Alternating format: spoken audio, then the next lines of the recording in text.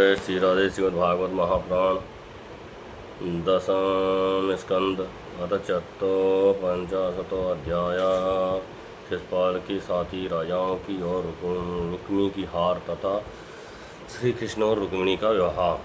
श्री सुखदेव जी कहते हैं, परीक्षित जिस प्रकार कह सुनकर सब के सब राजा क्रोध से आगुला हो उठे और कवच पहनकर अपने अपने वाहनों पर सवार हो गए। अपनी अपनी सेना के साथ सब धनुष लेकर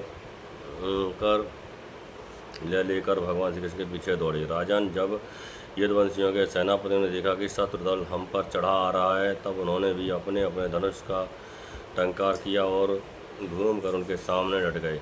जरासंध की सेना के लोग कोई घोड़े पर, कोई हाथी पर, तो कोई रथ पर चढ़े हुए थे। ये सभी धनुर्वेद के बड़े मानवज्ञ थे। वे यदुवंशियों पर इस प्रकार बाणों की वर्षा करने लगे मानो दल के दल बादल पहाड़ों पर मूसलाधार पानी बरसा रहे हों।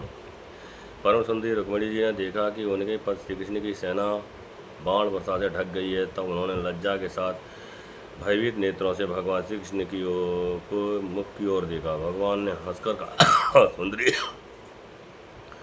डरो मत, तुम्हारी सेना अभी तुम्हारे शत्रुओं की सेना को नष्ट किए डालती है। इधर गद और संकर्षण आदि यदुवंशी वीर अपने शत्रुओं का पराक्रम और अधिक न सह सके। वे अपने बाणों से शत्रुओं के हाथी घोड़े तथा रथों को छिन्न भिन्न करने लगे। उनके बाणों से रथ, घोड़े, हाथियों पर बैठी विपक्षी वीरों के कुंडल, किरीट, पहाड़ियों से सुशोभित करोड़ों सिर, खंड, गदा और धनुष युक्त हाथ पहुँचे, जांघें और पैर कटकट पृथ्वी पर गिरने लगे। इस प्रकार घोड़े, खच्चर, हाथी, ऊँट, गधे और मनुष्य के स्त्री भी कटकट गिरे रणभूमि में लौटने लगे। अंत में विजय की सच्ची आकांक्षा वाले यदुवंशियों ने शत्रुओं की सेना तहस नहस कर डाली। जरासंध आदि सभी राजा युद्ध में पीठ तकाकर भाग खड़े हुए। इधर शिषपाल अपनी भाई पत्नी के छिन जाने के कारण मरणासन्न हो रहा था। न तो उसके हृदय में उत्साह रह गया था और न तो शरीर पर कांति। उसका मुंह सूख रहा था। उसके पास जाकर सहसन ने कहा, शिषपाल जी, आप तो एक श्रेष्ठ पुरुष हैं, ये उदासी छोड़ दीजिए, क्योंकि राजन, कोई भी बात सर्वदा अपने मन के अनुकूल ही हो, ये प्रतिकूल, इसके संबंध में कुछ स्थिरता किसी भी प्राणी के जीवन में नहीं देखी जा सकती। जैसी कठपुतली बाजीगर की इच्छा के अनुसार नाचती है, वैसे ही ये जीव भी भगवत इच्छा के अधीन रहकर सुख और दुख के संबंध में यथाशक्ति चेष्टा करता रहता है।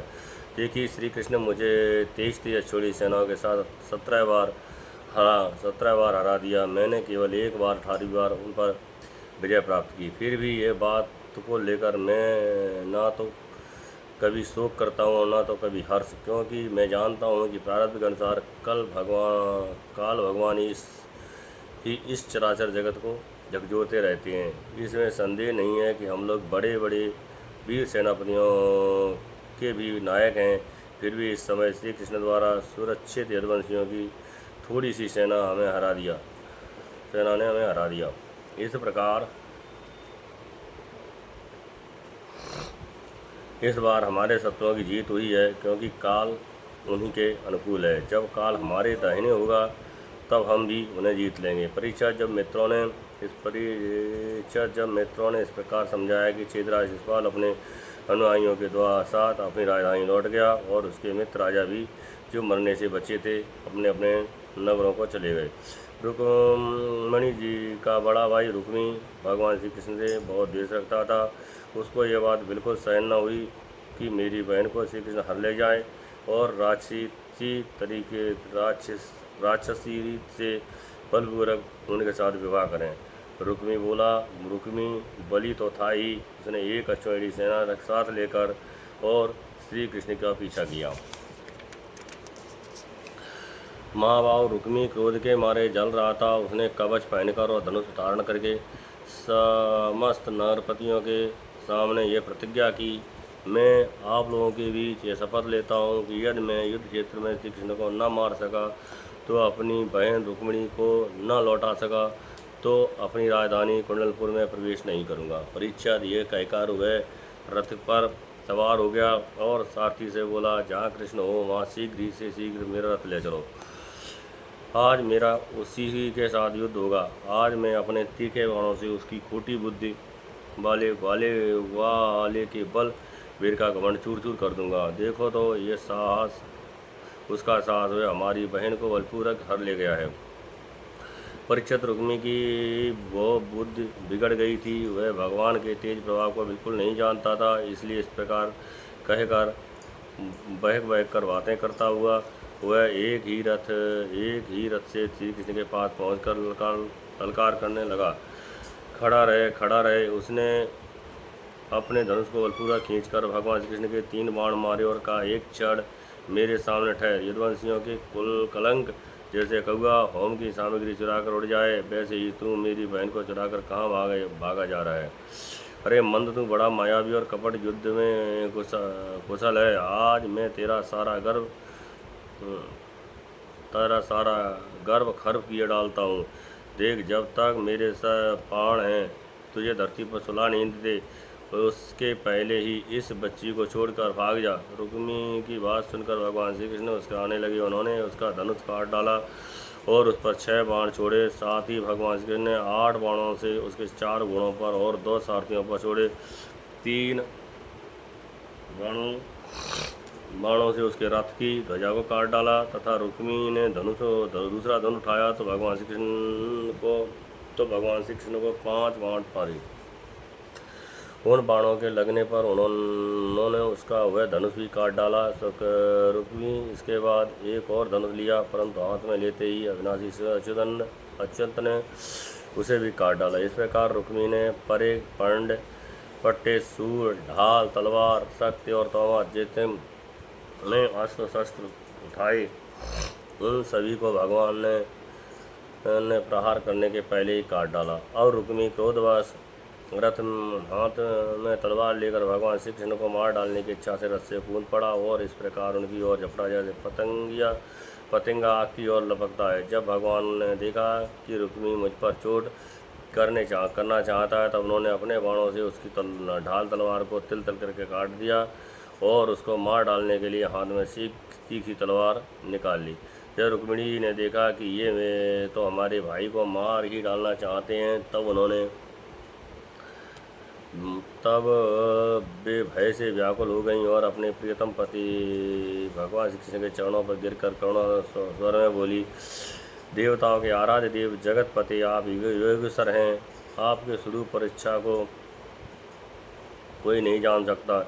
आप परम बलवान हैं, परंतु कल्याण स्वरूप भी तो हैं। प्रभु, मेरे भैया को मारना आपके योग्य काम नहीं है। श्री सुखदेव जी कहते हैं, रुक्मिणी जी का एक अंग भय के मारे थर काँप रहा था। सूख की प्रबलता से मुख सूख गया था, गला रुंध गया था और आतुरतावश सोने का हार गले से गिर पड़ा था। और इसी अवस्था में भी भगवान के चरण पकड़े हुए थे।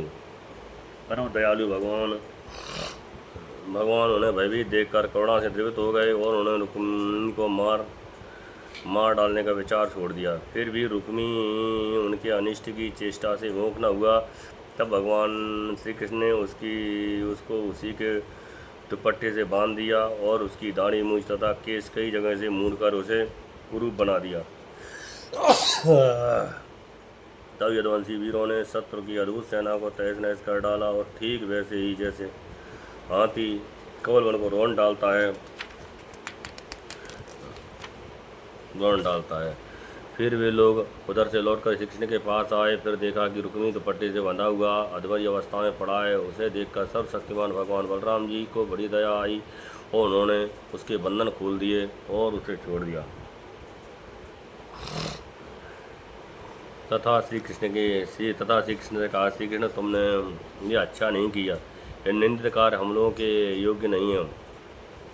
अपने संबंधी की दाढ़ी मुँह छुड़ाकर उससे कुरूप कर लेना यह तो एक प्रकार का पाप ही है। इसके बाद बलराम जी रुक्मिणी जी को संबोधन करके कहा, साध्वी, तुम्हारे भाई का रूप विकृत कर दिया गया है। ये सोचकर हम लोगों से बुरा न मानना, क्योंकि जीव को सुख देने वाला कोई दूसरा नहीं है। उसके तो अपने ही कर्म का फल भोगना पड़ता है।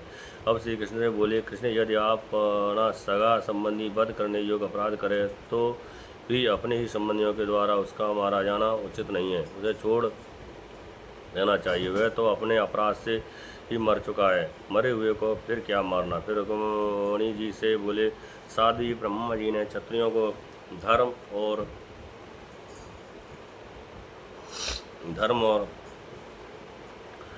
साध्वी ब्रह्मा जी ने क्षत्रियों को धर्म ही ऐसा बना दिया है कि सगा भाई भी अपने भाई को मार डालता है, इसलिए ये क्षत्र धर्म छाधर्म अत्यंत घोर है। इसके बाद श्री कृष्ण बोले, भाई कृष्ण इसके बाद श्री कृष्ण से बोले, भाई कृष्ण ये ठीक है कि जो लोग धन के नशे में अंधे हो रहे हैं और अभिमानी हैं, वे राज्य, पृथ्वी, पैसा, राह, स्त्री, मान, तेज अथवा किसी और कारण से अपने बंधुओं को भी तिरस्कार कर दिया करते हैं। अब वे रुक्मिणी से बोले, साध्वी तुम्हारे भाई बंधु समस्त प्राणियों के प्रद्रभाव रखते हैं, हमने उनके मंगल के लिए ही उनके प्रदंड विधान किया है, उसे तुम अज्ञानियों की भांति अमंगल मान रही हो, ये तुम्हारी बुद्धि की विषमता है। देवी, जो लोग भगवान की माया से मोहित होकर देव को ही आत्मा मान बैठे हैं, उनको ऐसा आत्मोह होता है कि ये मित्र है, ये शत्रु है और ये उदासीन।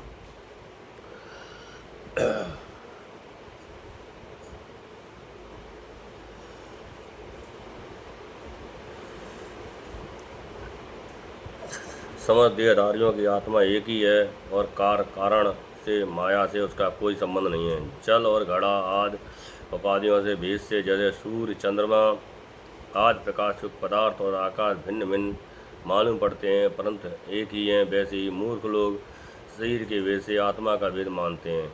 यह शरीर आदि और अनंत वाला है। पंचभूत, पंच प्राण, तन्मात्रा और त्रिगुण ही इसका स्वरूप है। आत्मा में उसके अज्ञान से ही उसकी कल्पना हुई है और वह कल्पित शरीर ही जो उसे मैं समझता हूँ उसको जन्म मृत्यु के चक्कर में ले जाता है। साध्वी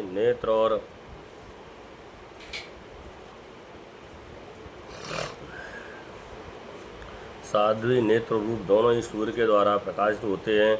सूर्य ही कारण उनका कारण है, इसलिए सूर्य के साथ नेत्र और स्वरूप का ना तो कोई कभी वियोग होता है और ना संयोग। इसी प्रकार समस्त संसार की सत्ता आत्म सत्ता के कारण जान पड़ती है।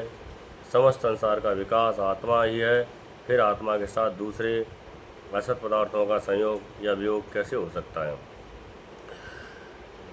कोई ही कैसे सकता है? जन्म लेना, रहना, बढ़ना, बदलना, घटना, मरना और सारे शरीर विकार शरीर के ही होते हैं, आत्मा के नहीं। जैसे कृष्ण पक्ष में कलाओं का ही क्षय होता है, चंद्रमा का नहीं, परंतु अमावस्या के दिन व्यवहार से लोग चंद्रमा का ही क्षय हुआ मान कहते हैं, सुनते हैं। वैसे ही जन्म मृत्यु आदि सब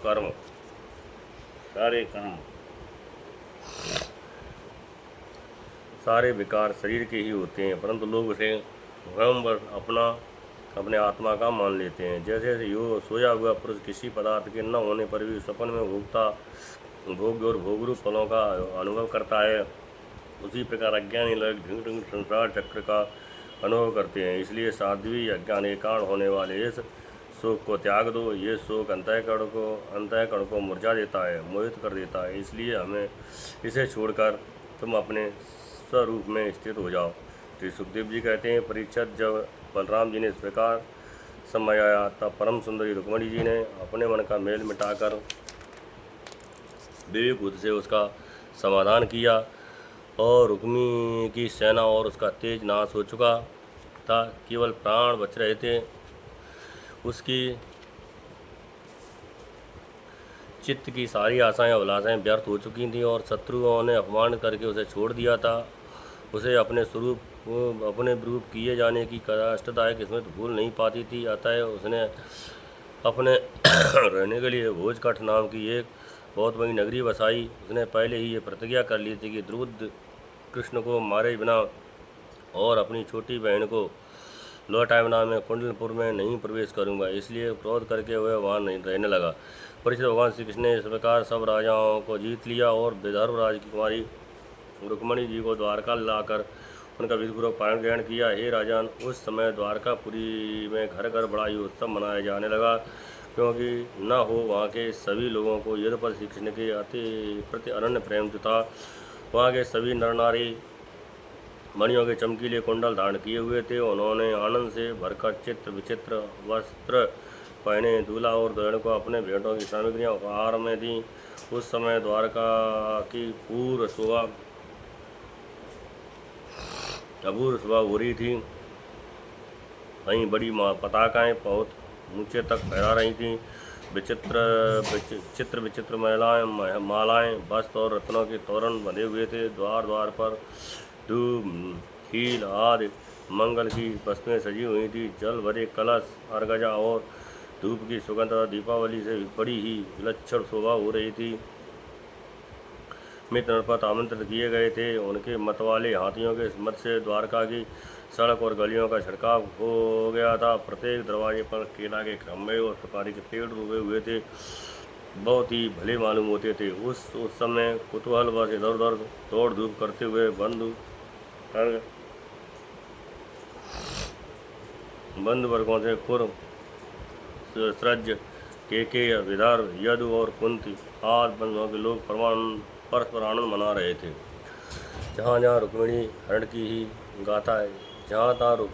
ही गाथा गाई जाने लगी। इसे सुनकर राजा और राजकन्या अत्यंत विस्मित हो गई। महाराज भगवती लक्ष्मी जी को रुक्मिणी के रूप में साक्षात लक्ष्मीपति भगवान श्री कृष्ण के साथ देखकर द्वारकावासी नर नारियों को परम आनंद हुआ। श्रीमद् भागवत महापुराणे परमहंसायां संहितायां 10वें स्कंदे अवतारते रुक्मिणोऽध्याय च 2 पंचशतोऽध्याय। जय जय श्री राधे।